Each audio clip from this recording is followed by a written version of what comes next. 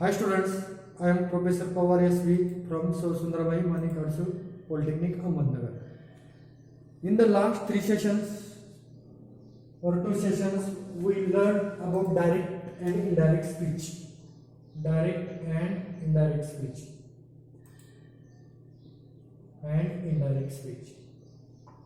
In this session, today we will see the examples of direct and indirect speech. There is first sentence. Let's see first example. He said to me,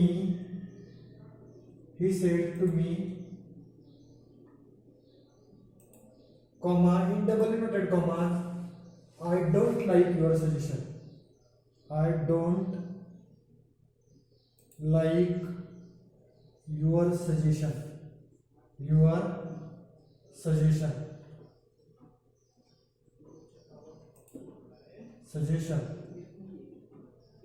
Full stop, double inverted complete. This is the first example of direct and indirect speech. Let's solve according to the given rules, given sentence. For example, there is first step. When we make indirect speech from the given sentence, that time you first identify the types of sentence given in double inverted commas. There is I don't like your suggestion. It is a sentence given in double inverted commas. Let's identify the types of the sentence. There is I subject, don't like for your suggestion object. So it is an assertive sentence. So if the sentence is assertive in double inverted commas, then we use said as a reported verb. If there is given said to, we use told as a reported verb. So first eliminate said to. Instead of said to, we use he told me. Okay. Why we use told here? Because I have given chart types of sentence. When it is assertive sentence, which type of reported verb is used there, which type of conjunction is used there according to the types of sentence. I have already given that chart. So he told me, conjunction that is used. Then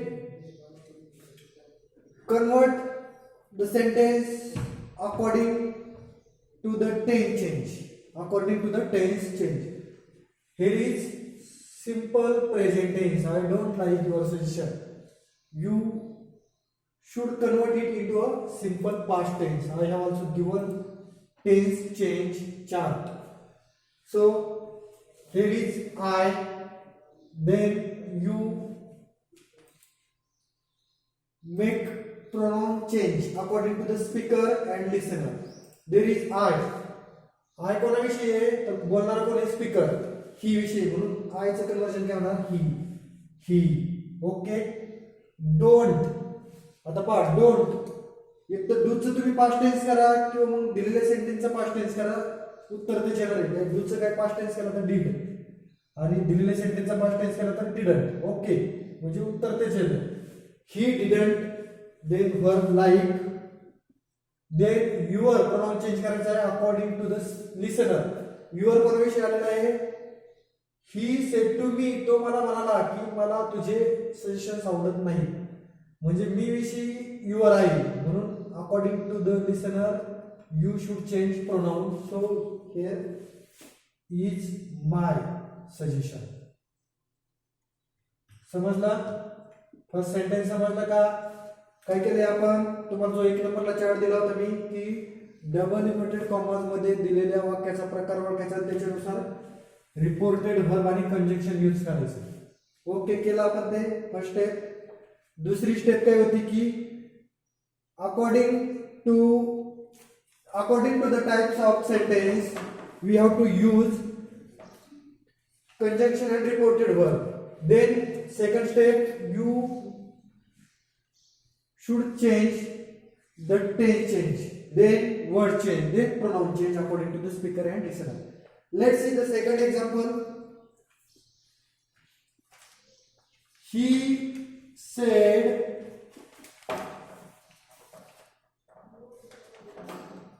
to me, he said to me, go away. Go away, full stop, double inverted complete. He said to me, comma, in double inverted commas, go away, double inverted complete. So let's identify the types of sentence given in double inverted commas. Double inverted commas मध्ये दिलेल्या वाक्याचा प्रकार कोणता आहे तो identify करायचा तुम्हाला कशासाठी, तर करेक्ट आपल्याला रिपोर्टेड वर्ब आणि कंजंक्शन यूज करण्यासाठी. तर कोणता प्रकार आहे मग, कोणता प्रकार आहे, this is an imperative sentence. Why it is an imperative sentence, because it started with verb one. Double inverted commas मधील वाक्य हे वर्बने चालू झालेलं आहे म्हणून ते इम्पेरेटिव्ह प्रकारचं वाक्य आहे. गो वर्ब आहे पा, गो म्हणजे काय जाणे, बरोबर, वर्ब आहे म्हणून ते इम्पेरेटिव्ह प्रकारचं वाक्य आहे. मग आता इम्पेरेटिव्ह प्रकारचं जर वाक्य असेल तर रिपोर्टेड वर्ब आपण कोणतं यूज करतो, कंजंक्शन कोणतं यूज करतो. चार्ट दिलेला आहे मी पहिल्याच सेशन मध्ये पहा, डायरेक्ट सुरू करताना आपण पहिल्या सेशन मध्ये काय केलं होतं, चार्ट दिला होता. म्हणून इम्पेरेटिव्ह प्रकारचं वाक्य जर असेल तर आपल्याला कोणतं रिपोर्टेड वर्ब यूज करायचं. जर दिलेलं वाक्य हे इम्पेरेटिव्ह प्रकारामध्ये असेल तर सुरुवातीला आपल्याला काय पाहिजे, ती ऑर्डर आहे का, रिक्वेस्ट आहे का, ऍडवाइज आहे, बरोबर आहे. गो अवे ही ऑर्डर आहे, वर्ड्स वरूनच आपल्याला समजतं लगेच ही काय ऑर्डर आहे, म्हणून आपल्याला सेट टू इलिमिनेट करावं लागेल आणि त्या ठिकाणी रिपोर्टेड वर्ब कोणतं घ्यावं लागेल. ही ऑर्डर्ड मी, ही ऑर्डर्ड मी. कंजंक्शन कोणतं वापरतो आपण, जर वाक्य हे इम्पेरेटिव्ह प्रकारचं असेल तर two. He ordered me to go away, झाले आन्सर. इम्पेरेटिव्ह प्रकारच्या वाक्याचं इनडायरेक्ट स्पीच करताना रिपोर्टेड वर्ब, ऑर्डर्ड, रिक्वेस्टेड किंवा ऍडवाइस वापरलं जातं आणि कंजंक्शन टू वापरलं जातं. आणि जर असेल तर टेन चेंज करायचं, नसेल तर राहून द्यायचं. जर असेल प्रोनाउन चेंज तर प्रोनाउन चेंज करायचं, नसेल तर राहून द्यायचं. Okay, he ordered me to go away, झालं सेंटेन्स, झालं sentence. Next one sentence number third sentence or third example. He आपण ही च्या ऐवजी आता सी करूया.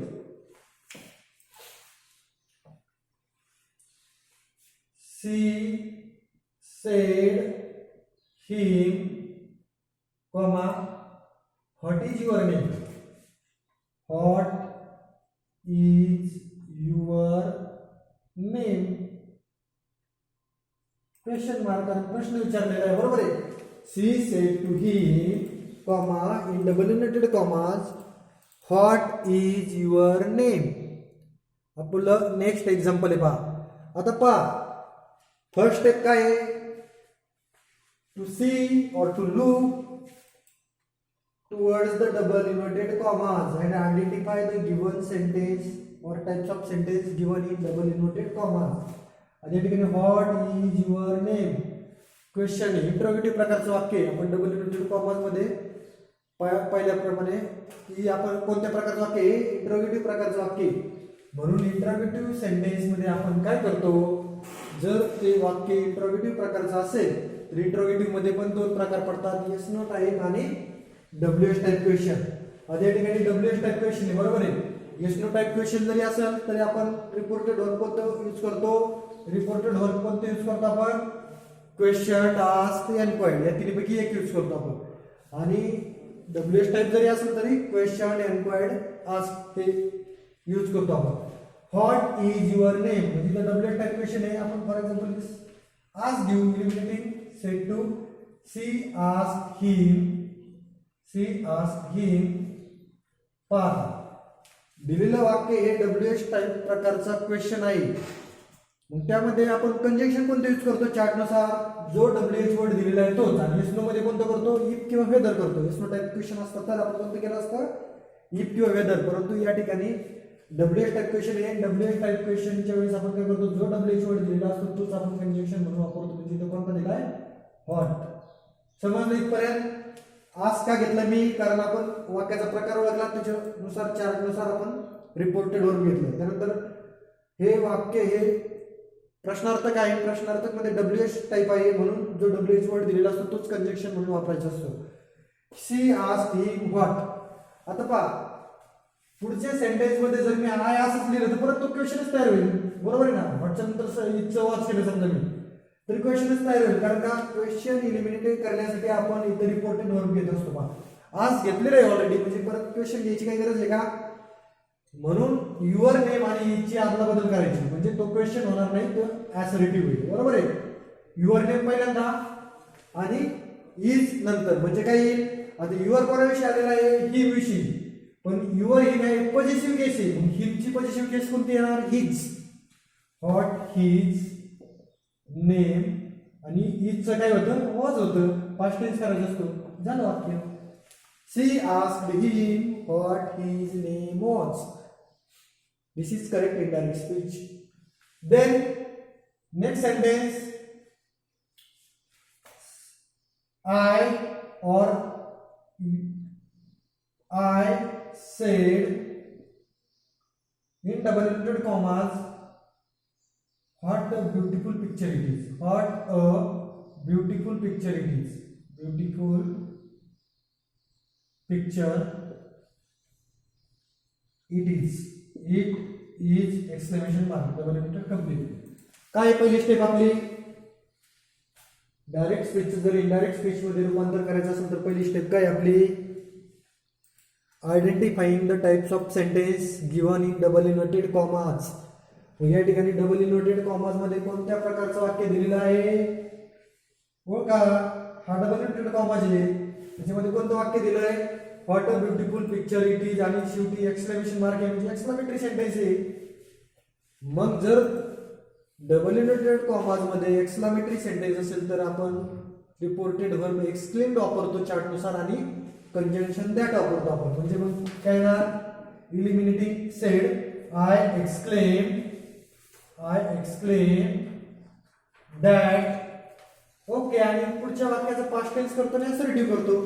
What a beautiful picture it is, याचं असर्टिव्ह कसं करणार, it is a very beautiful picture, आणि इटचं वॉच करून टाकायचं, झालं वाक्य. It was a very beautiful picture. It was a very beautiful picture. Beautiful picture झालं हे सेंटेन्स. ओके, म्हणजे काय केलं आपण, वाक्याचा प्रकार ओळखला, एक्सक्लेमेशन मार्क आहे म्हणून एक्सक्लेमेटरी सेंटेन्स आहे म्हणून रिपोर्टेड वर्ब एक्सक्लेम वापरला आपण. Okay, I exclaim eliminating said. Then conjunction आपण जर ते वाक्य एक्सक्लेमेटरी प्रकारचं असेल तर आपण कोणतं चार्टनुसार कंजंक्शन वापरतो, दॅट वापरतो. आणि पुढे जे दिलेलं आहे what a beautiful picture it is, त्याचं ऍसर्टिव्ह करतो. म्हणजे त्याचं ऍसर्टिव्ह करतो होईल, it is a very beautiful picture, आणि त्याचा टेन्स चेंज करतो, म्हणजे त्याचं काय होईल ते, it was a very beautiful picture. झालं. त्यानंतर नेक्स्ट सेंटेन्स पहा. Next sentence, he said to me comma, are you coming with me for the movie, are you coming with me. or next आपण दुसरा सेंटेन्स घेऊ.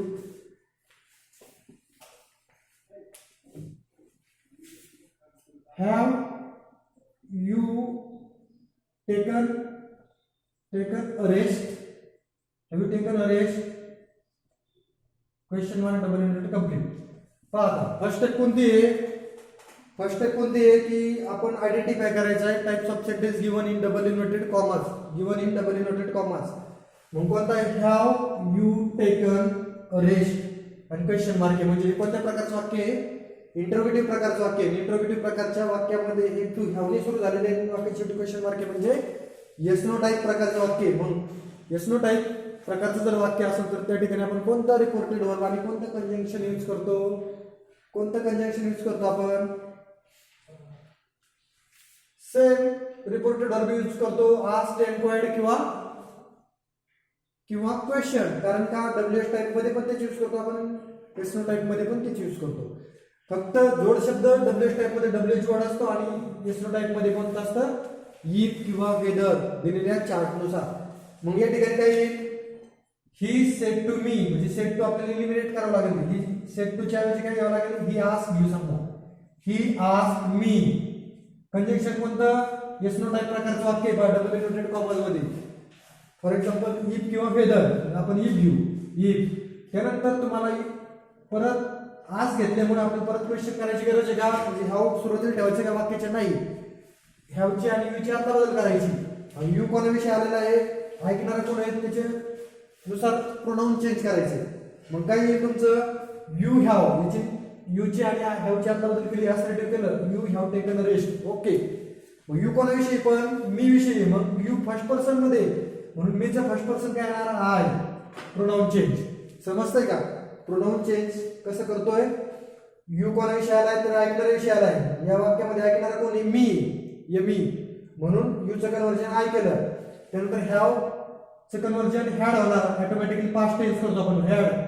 आणि rest of the sentence taken a rest, taken a rest झालं sentence. अशा प्रकारे आपण 5 वेगवेगळ्या प्रकारचे सेंटेन्स पाहिलेले आहेत. आजच्या सेशनमध्ये आपण ऍसर्टिव्हचं पण घेतलं. ऍसर्टिव्हच्या प्रकारानुसार कोणतं रिपोर्टेड वर्ब, कोणतं कंजंक्शन येतं ते पण पाहिलं आपण. त्यानंतर सेकंड सेंटेन्स इम्पेरेटिव्ह प्रकारचं घेतलं. इम्पेरेटिव्ह मध्ये कोणतं रिपोर्टेड वर्ब, कोणतं कंजंक्शन येतं ते पाहिलं. त्यानंतर आपण क्वेश्चन इंट्रोगेटिव्ह प्रकारचं घेतलं. इंट्रोगेटिव्ह प्रकारच्या मध्ये WH टाइप घेतलं, येस नो टाइप घेतलं. ओके. त्यानंतर एक्सक्लेमेटरी प्रकारचं पण वाक्य घेतलं. म्हणजे प्रत्येक प्रकारात वेगवेगळ्या प्रकारचे रिपोर्टेड वर्ब आणि वेगवेगळ्या प्रकारचे कंजंक्शन्स आहेत. हे याच्या व्यतिरिक्त कोणतंही विचारलं जात नाही. एकतर ते वाक्य असर्टिव्ह असेल, इम्पेरेटिव्ह असेल, एक्सक्लेमेटरी असेल किंवा इंट्रोगेटिव्ह प्रकारचं असेल. अशा प्रकारे आपण आजच्या सेशनमध्ये एक्झाम्पल्स पाहिलेले आहेत. In the next session we will see next examples. Thank you very much.